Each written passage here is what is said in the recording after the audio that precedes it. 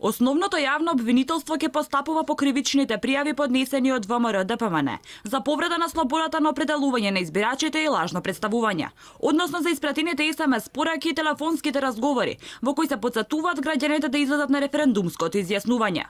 Кривичните пријави се итно доставени до надлежното основно јавно обвинителство Скопје и по нив веќе се постапува. Надлежен јавен обвинител издаде наредба до секторот за внатрешни работи Скопје за утврдување на гласачите до кои е испратена СМС порака.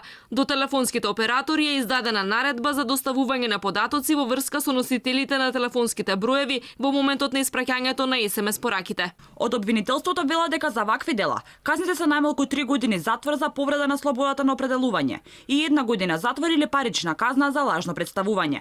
Вчера опозицијската ВМРО ДПМН обвини дека од непознати телефонски броеви се пуштале СМС пораки до членови и симпатизери на ВМРО ДПМН да излезат на гласање на референдумот, а истото се правело од име на партијата. Ало, добар ден. Да, кажете се. Се волам од стапна сил само. Добро. Доколку се уште не сте излегла да гласате, мало посетување да излезете да гласате. Ама ние и да гласаме и да не гласаме, ние не сме добиле ништо од партијата. Добро, тоа е ваш избор. Значи ние што ќе добиеме? Ништо. Тие не исти добиваат, ние џабе само за гласање. Добро. Пријатно, имајте убав ден.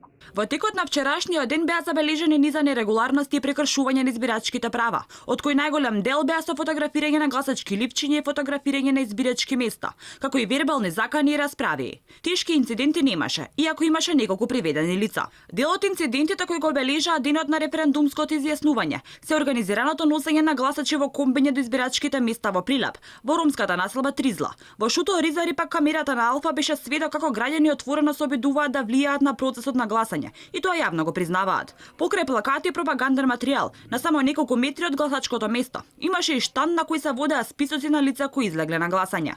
Низа неправилности и нерегуларности имаше и низ скопските општини, Чаир, Сарај, Аеродром Грчец. Имаше и приведени, а дури и останат подпредседател на избирачки одбор во основното училиште Иднина. МВР и обвинителството регистрирале низа помали инциденти.